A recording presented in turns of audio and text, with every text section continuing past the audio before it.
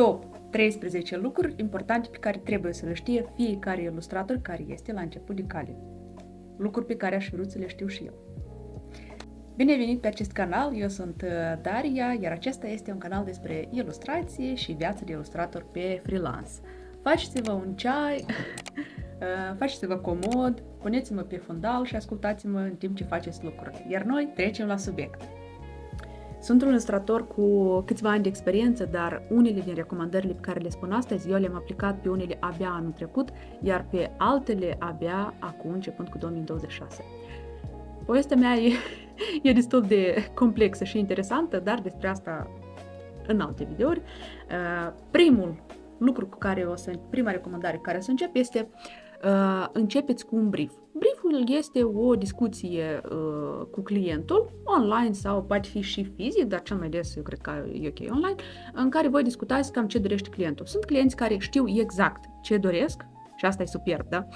Și sunt de multe ori clienți care nu prea știu bine ce vor și nici nu vin pregătiți. Sunt unii care vin apropo și pun PDF și îți arată și asta de multe ori clienții care știu exact cam ce vor. Iar cei care nu, de obicei contează pe ilustrator, că el o să arate și o să-l ajute. Respectiv, dați-i cât mai multe întrebări. Ce dorești, cum dorești, pentru ce public este acest proiect, această carte sau ce o fi acolo, da? Arătați-i mai multe stiluri, cam ce, nu că mai multe, dar direcțiile în care puteți merge și voi să le faceți și arătați cam așa sau altfel, cum ar fi interesant. Deci cât mai multe lucruri care l-ar putea ajuta să înțeleagă ce dorește și voi mai exact să înțelegi cam ce direcție să mergi. De multe ori, clienții care nu știu ce doresc ajung să înțeleagă mai bine când văd exemple. De asta e foarte important să arătați 1, 2, 3 stiluri și direcții pe care puteți să mergeți voi singuri. Ok, următorul punct este foarte important. Următoarea etapă, creează un contract. Chiar dacă ești la început de cale, chiar dacă ești abia persoană fizică și nu îți pare foarte complicat toată treaba asta. Fă un contract simplu, cu toate ce v-ați înțeles voi, ce dorește clientul, regulile tale de lucru, ce este important pentru tine, inclusiv acolo trebuie să fie. Așa, avansul este foarte important, lucrați mereu cu avans. Excepție este când aveți persoane juridice și ei pot să achite doar la final. Persoanele juridice cam nu pot să achite avans, ei preferă să achite la final și de obicei ei singuri fac contracte, nu faceți voi. Eu am făcut destul de simple, gen cerința clientului, serviciul comandat, toate detaliile discutate, câte număr de ilustrații, complexii simple, preț per proiect, avans, tot aici mai este important să știți așa, Deadline-ul la fel, dați un timp estimativ astfel ca să reușiți. Nu dați un timp scurt, că gen, da, eu o să fac repede, sau te gândești că da, eu așa de repede și o să desenez și o să primesc în scurt timp banii.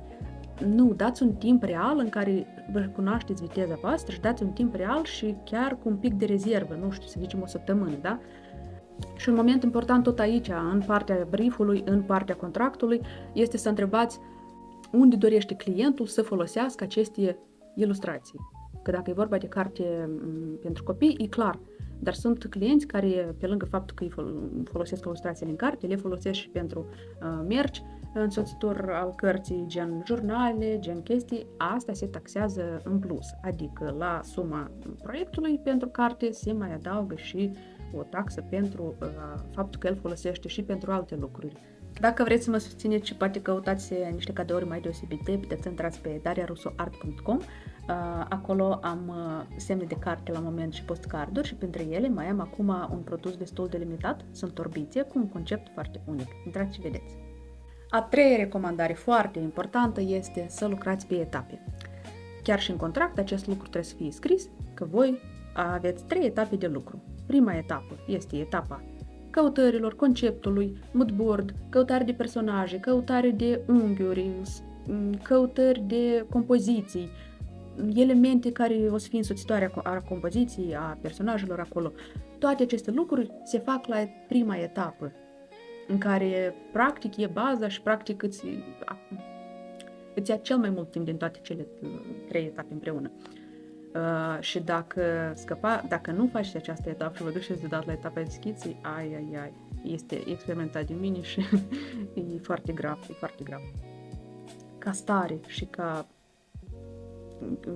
volum de lucru se simte triplu, quadriplu, dacă nu faceți prima etapă. Deci prima etapă este foarte importantă, fiindcă datorită ei, când treceți la a doua etapă, la etapa schițelor, când voi deja având toată baza asta pusă, voi aveți personaje, cum arată din toate părțile, aveți variante de unghiuri, compoziții, plus minus ce ați găsit voi interesant, elemente, tot ce să fie, stilul, direcția pe care mergeți, toată asta se face acolo și atunci când treceți la etapa de schițe, voi pur și simplu căutați diferite unghiuri și schițe interesante pentru etapa aceasta, ca să puneți cap-coadă ilustrațiile pentru carte ilustrată, dacă e vorba, de exemplu, de carte ilustrată, dar și oricare alt proiect. Și ultima etapă este etapa culorilor. Ce este important totodată aici? Ca fiecare etapă să fie discutată cu clientul, neapărat. Dacă voi aveți, de exemplu, la prima etapă, ce aș fi discutat eu la prima etapă? Stilul și direcția pe care mergem. Bine, stilul, de fapt, este discutat la etapa de brief. Voi știți deja că acolo, iată, mergeți pe direcția asta. Dar oricum, când faceți etapa de moodboard, oricum vă asigurați că v-ați înțeles bine și mergeți pe direcția asta. Schimbările și modificările să le faceți la etapa de schiță, să nu ajungeți la etapa de final, când clientul gen, îmi doresc să schimb ceva acolo, nu știu ce. În sens că vă opriți la fiecare etapă să o prelucrați cu clientul ca să nu aveți prea mari surprize apoi, că anumite modificări mici oricum pot să fie, dar să nu fie majore. Și etapa numărul 3 este etapa culorilor. La etapa culorilor este clar, voi desenați deja lucrările în culori. Următorul punct, punctul numărul 5. Deci, creați un document în care o să prezentați clientului 2-3 variante, 2-3 concepte, fie PDF, fie PowerPoint. După ce ați lucrat la etapa asta de căutări personaje, concepte, moodboard, chestii, arătați 2-3 direcții, dar să fie bune, adică 2-3 schițe, 2-3 ilustrații în culori, pentru că astfel înțelege mai bine și el în ce direcție să aleagă, pentru că eu nu odată am pățit că atunci când am trimis în schița doar fără culori, clientul nu mi-a zis că da, super, și când trimiteam în culori aveam multe corectări, schimbări, ceva. De ce? E bine să trimiteți în culori pentru că el se decide clar asta sau cealaltă și asta vă scutește de multă discuție, multă pierdere de timp și nervi, apropo. De asta, până să treceți la etapa de schițe și mai încolo la culori, faceți lucrul ăsta, clientul alege direcția și e important ca aceste 3 variante să fie toate bune. Oricare n-ar alege, adică toate să fie bune, ca el deja să vrei să aleagă pe cea mai bună dintre ele. Am auzit această recomandare la o ilustratare și mi-a plăcut foarte mult, zic eu, nu știu cum, nu mi-a venit ideea asta sau dacă și mi-a venit, cred că mi-era super lene să mă ocup de așa ceva, pe când de atunci și pe în mine ceva s-a schimbat. Așa, următorul punct, numărul 6, este stabilește un preț pe proiect, nu pe corectări infinite. Să are în vedere că eu, după atâta experiență, am ajuns la ideea și chiar mi-au recomandat și alții să pun prețurile nu per ilustrație, dar per proiect. Excepție face când aveți comandă de o singură ilustrație sau 2 ilustrații acolo. Aici e vorba deja de proiecte, ceea ce spun eu, e vorba de proiecte în serie, ilustrații în serie. În primul rând, clientului vine mai ușor să perceapă și să perceapă cheltuielile lui când tu îi spui un preț total în care deja este acoperit tot.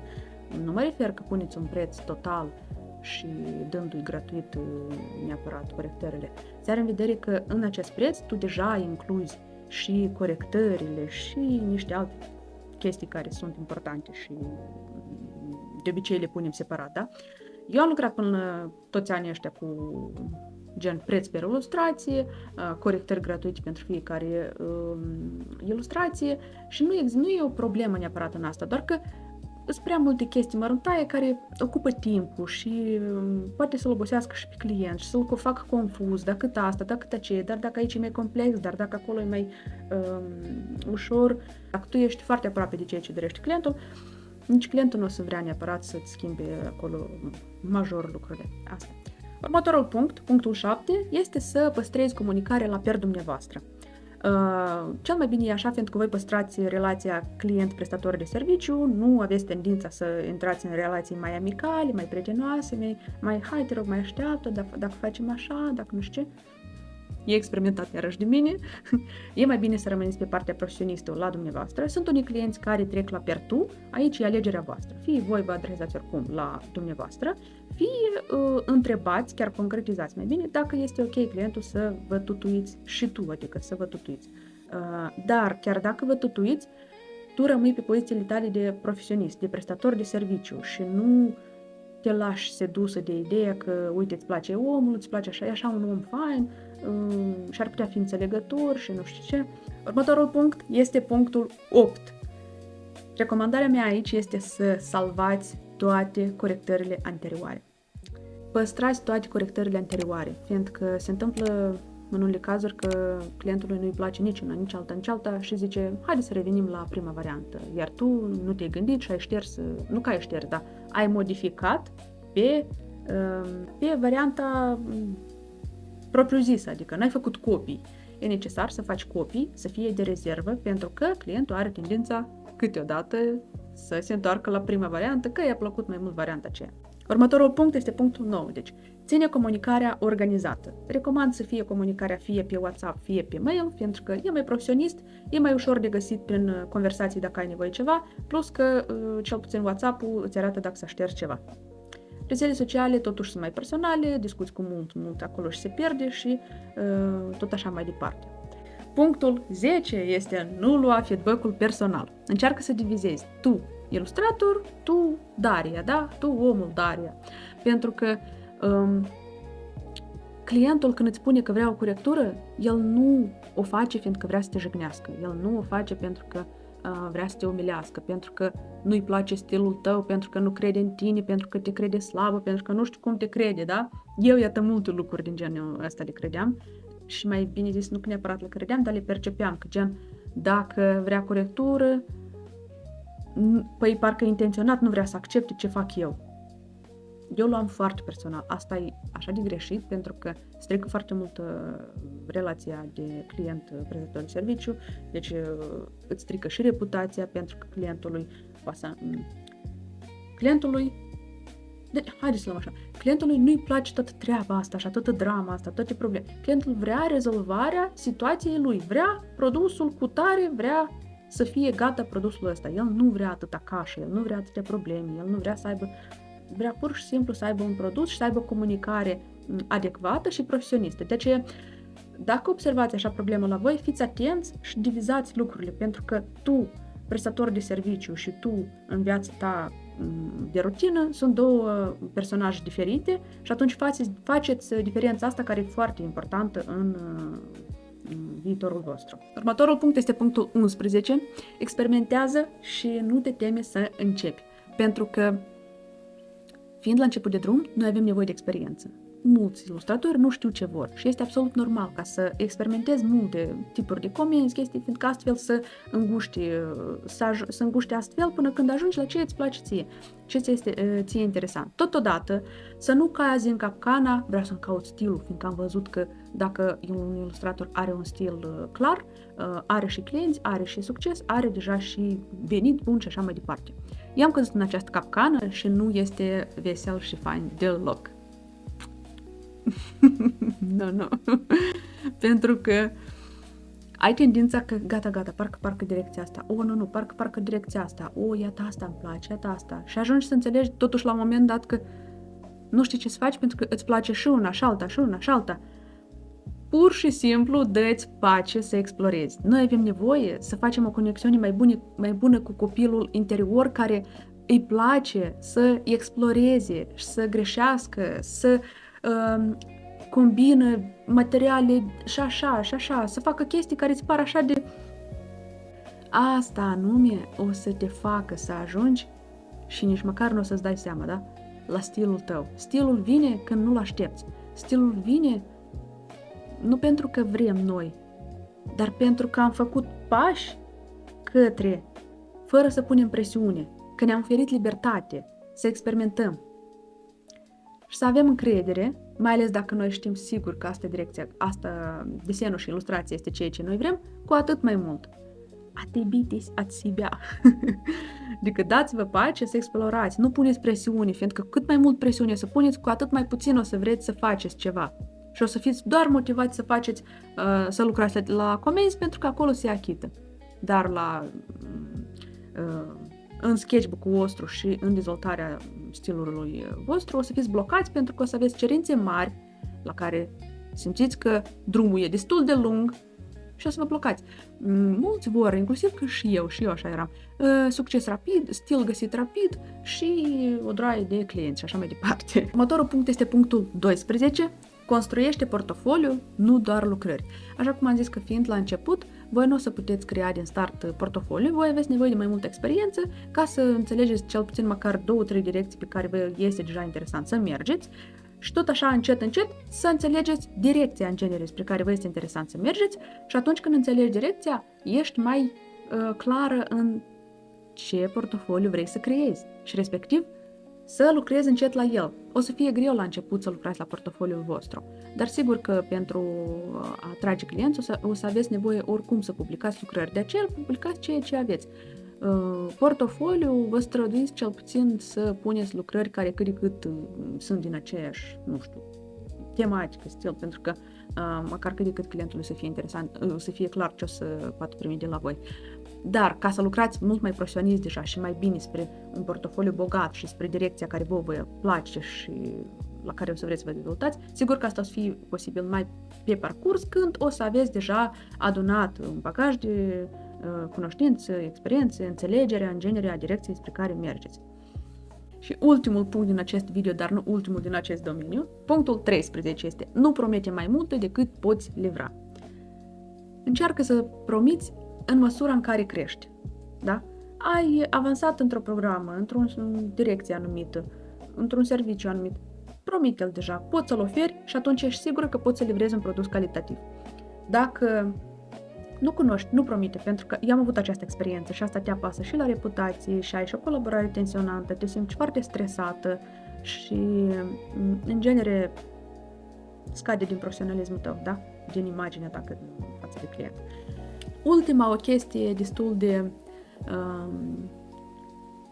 evidentă pe care vreau să o recomand este să filmați procesele, să fotografiați procesele voastre, pentru că aveți nevoie de conținut și asta o să vă ajute mult ca să aveți ce publica, pentru că clienții noștri vin de acolo. Noi avem nevoie să fim vizibili, să fim auziți și văzuți și așa mai departe. De asta, în timp ce lucrați, desenați, mai faceți lucrați la proiecte, faceți ce conținut pe care să-l puteți publica încetișor.